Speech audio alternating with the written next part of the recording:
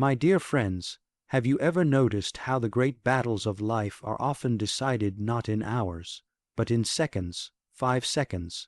That's all it takes. The time between your conscience whispering "do it" and your fears shouting "wait." 5 seconds is the battlefield between procrastination and purpose, between fear and faith, between mediocrity and magnificence. We often ask, "How do I change my life?" But the better question is, how do I change the next 5 seconds? There is a mysterious moment, almost imperceptible, that comes just before every noble action.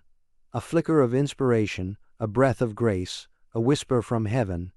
It is that instant when something inside you says, "Do it, begin, rise."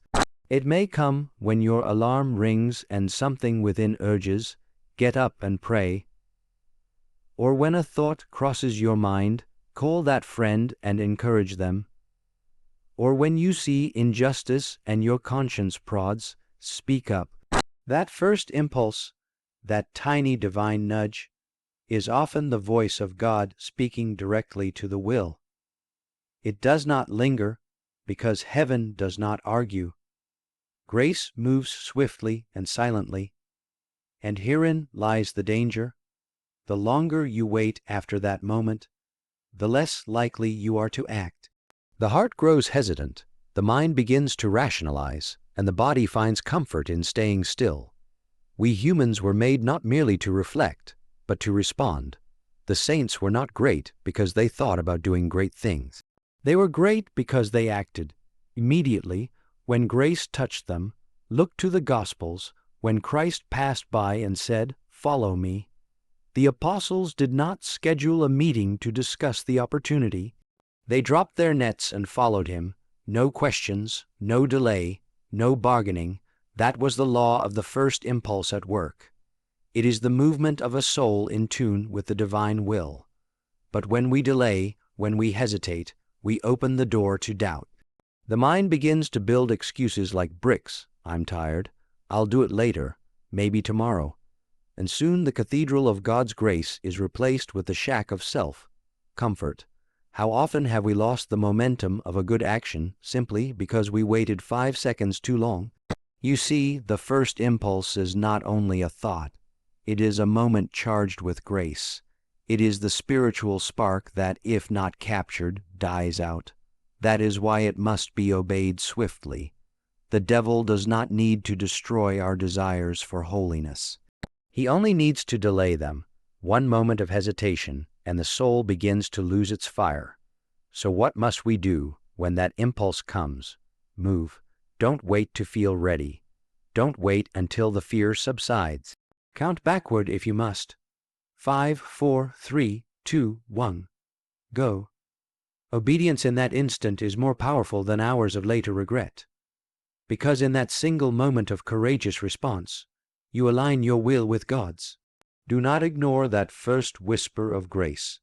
It is the knock of Christ on the door of your heart, and he does not knock twice. Would you like the rest of the keynotes expanded in similar depth and tone? Of course, here is a more expanded and enriched version of the silence, the serpent of delay, concept in the voice and tone of Fulton J. Sheen, woven as a flowing, persuasive reflection without a heading. There is a voice, soft, sly, and serpentine, that speaks to every soul at the edge of action. It does not come with a roar, for the enemy rarely uses noise. It comes as a whisper that says, "Wait, you have time, you're not ready yet." And like Eve in the garden, we pause, we listen. We entertain the voice. That is all it takes. It is not evil in its appearance. It does not command us to do wrong. No, it only suggests that we delay what is right.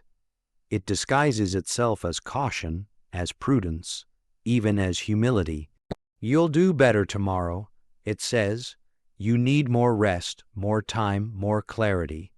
But in truth, it is not giving you more time. It is stealing it.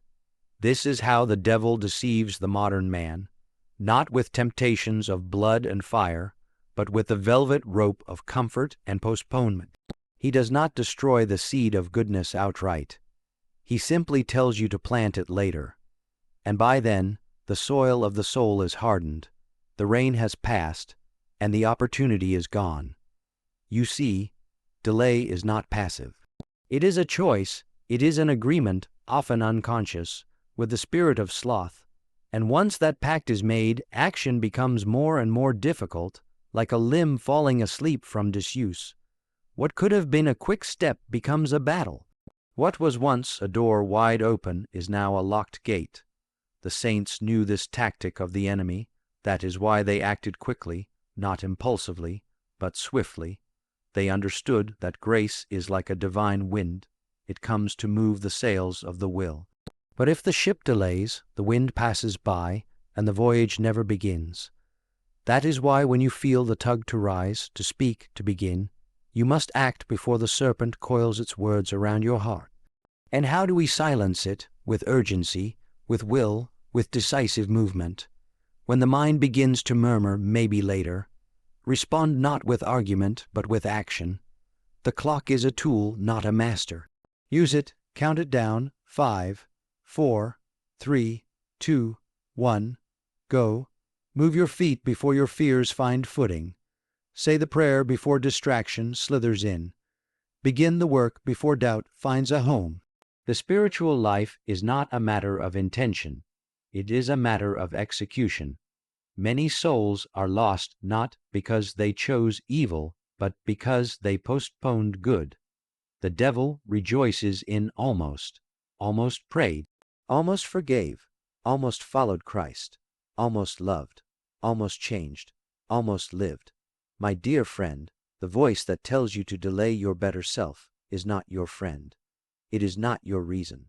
It is not your protector. It is a liar, and like all lies, it must be met with truth. And the truth is this: you are not waiting for the perfect moment.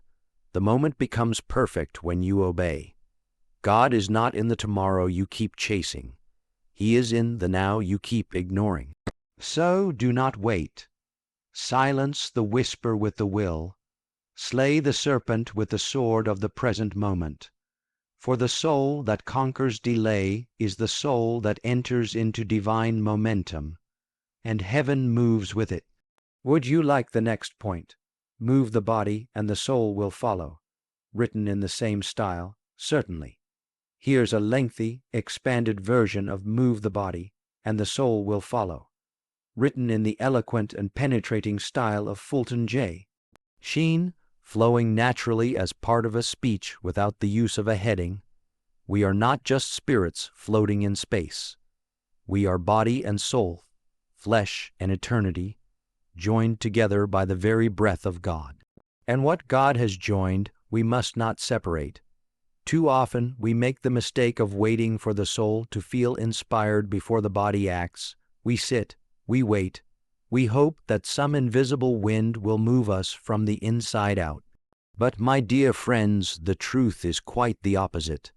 Sometimes it is the body that must move first, so that the soul may follow.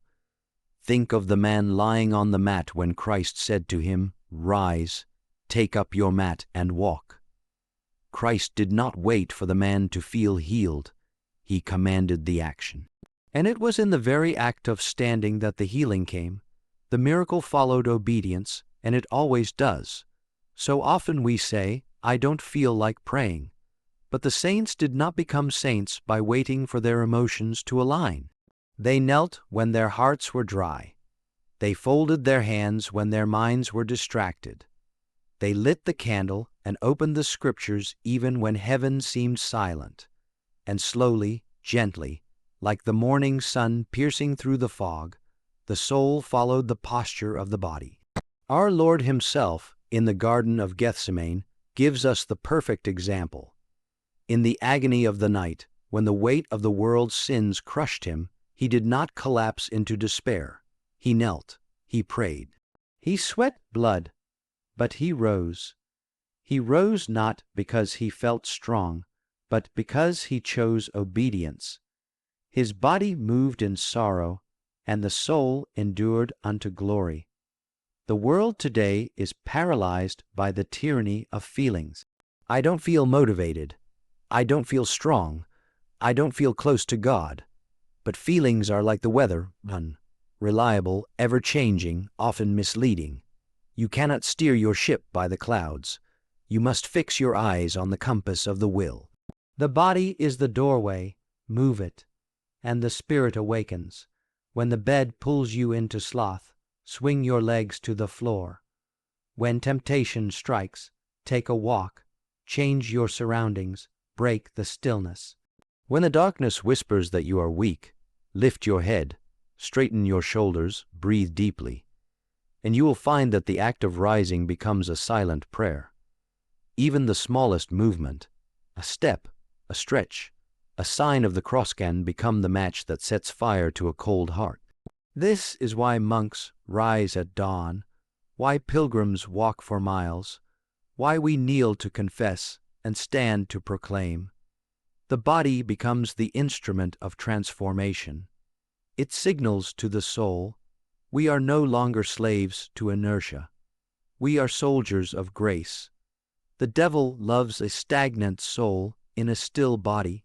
But when you stand, when you take one holy, deliberate step, you become dangerous.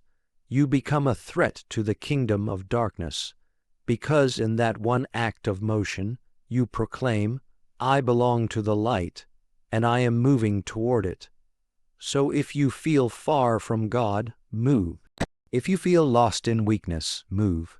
If you feel nothing at all, move. Let the body obey before the soul understands. And like Lazarus in the tomb, your spirit will hear the voice, come forth. For God can resurrect a weary soul, but He asks first that you roll away the stone. Would you like the next keynote? Delay is a thief of grace, written in the same format and tone? Certainly. Here is an expanded version of Delay is a Thief of Grace, written in the style of Fulton J. Sheen, as part of the flow of the speech, every moment of grace is a gift, a whisper from the divine, a call to act in the name of something greater than ourselves. And yet, this precious gift is not guaranteed to us. We do not own time, nor do we control its passage. We are stewards of it, and with that stewardship comes the sacred responsibility to act when grace comes knocking at the door of our hearts. There is a danger that we must recognize. Delay is a thief of grace, and it does not come to us with the typical cloak of evil. No, it enters with the most subtle, almost imperceptible lies. You have time. It whispers, you'll feel more ready tomorrow, and we believe it. We are deceived, but the truth is that every time we delay, every moment we push off doing the good we know we should do, we steal from our own future. We rob ourselves of the grace that was meant to change us, to sanctify us, to draw us closer to God. You see, grace is not a thing of the past, nor is it a mere promise for the future. Grace is now. It is in the present moment, always, ready to be seized. And when we delay, we forfeit the opportunity to encounter it. Like a river flowing through a valley, grace is meant to carry us forward. But if we stand still, we become like the man at the edge of the river who watches the water pass by, never moving, never acting, and so never partaking of its blessings. Do not believe that time is your ally when you wait. There is no perfect moment that will come tomorrow when everything is aligned and your heart is finally free from distractions. The perfect moment is now, the present moment. If we could understand this, we would live differently. When the thought arises to forgive someone, do it now. When the urge to pray comes, pray now. When inspiration strikes to do good, to act nobly, to help the poor or the sick, do it now. For in every moment of delay, grace slips through our fingers like water that falls from an open hand. This is not simply a matter of missed opportunities. It is a matter of spiritual theft. Every second you wait is a second lost, and the thief does not return what he steals. The saints knew this truth well. They did not wait for their emotions to catch up with the good they knew they must do. They acted in the moment, moved by God's invitation to holiness, and their actions became the very channels of grace in their lives. St. Augustine, for instance, who for years delayed his conversion, confessed with bitter sorrow that had he acted sooner, he would have spared himself much pain and turmoil. How many souls have been saved, and how many more could have been saved, if only the call had been heeded sooner? How much more of the peace and joy of God could have been experienced, if delay had not stolen so many years of life? And yet, there is hope for those who find themselves in the grip of delay. The same grace that we have missed out on is the very grace that calls us now, in this moment, to begin again. It is never too late, but only if we choose to move now, to say yes, to rise from the inertia of hesitation and step forward, to claim the grace that is waiting for us. This is not to say that every decision made in haste is without consequence. There is wisdom in discernment and a time to wait upon God's direction, but do not mistake indecision for caution. Do not confuse fear for the voice of God. For the true voice of God is the voice of peace, the voice that moves us to action, not to delay. When we delay, we not only miss the grace of today, but we also hinder the good we are called to do for others. Grace is not a private thing, it is meant to be shared. When we refuse to act, others suffer. The hand that would have lifted someone from despair is left limp. The heart that would have comforted a grieving soul remains closed. Grace is meant to flow, and when we delay, it does not flow. It becomes stagnant, still, a river dammed up, and so we must act. The moment of grace is fleeting, but it is real. It is now, and it is here. Do not hesitate. Do not wait. The Lord calls us to come, follow me, and He calls us in the now, not in the distant future. He asks us to follow in this very moment, to respond now to His voice, to pick up the cross now and follow Him. And when we do, we will find that grace is abundant, that it is more than enough, that it is the very strength that carries us through every trial, every temptation, every challenge. Delay steals nothing less than eternity. So do not let it rob you of the grace that God has for you today. Would you like to move on to the last keynote? Use time as a sword, not a pillow. Certainly. Here is an expanded version of Use Time as a Sword, Not a Pillow, written in the style of Fulton J. Sheen, continuing the flow of the speech. Time is the most precious gift we have in this life. It is the one resource we cannot replenish, the one treasure that slips through our fingers with every passing second. And yet, how often do we treat it as though it were an endless supply, something that we can squander, that we can set aside for another day, when the truth is far different. Time is not a luxury. It is a weapon, a sword given to us by God to carve out a path toward salvation. But far too many of us treat time as though it were a pillow, something soft and comfortable, something to rest upon and dream. We lay our heads upon the pillow of tomorrow, hoping that the struggles of today will fade away. We wait for the right time to act, to change, to pray, to give, to rise. We fill our days with distractions, with the noise of this world, all the while postponing the essential work that God has called us to do. And yet, there is a harsh truth. Time is not a pillow. It is a sword. It is a weapon that we must wield with great care and precision, for in the wrong hands it becomes a tool of destruction. But in the hands of a soldier of God, it becomes a blade that cuts through complacency, that slices through the chains of delay, that opens up a way to holiness and victory. We are at war, my friends, not against flesh and blood, but against the powers and principalities of this world, against the forces of sin and evil that seek to steal our time, our hearts, and our souls. The battlefield is every moment of the day, and the weapon we have been given is time itself. But it is a weapon that demands to be used wisely, with purpose, with discipline. Think of the saints throughout history. St. Paul, in his letter to the Ephesians, tells us to redeem the time, for the days are evil. What does that mean? It means that time is something we must claim back, something we must take hold of before the world and its distractions pull it away.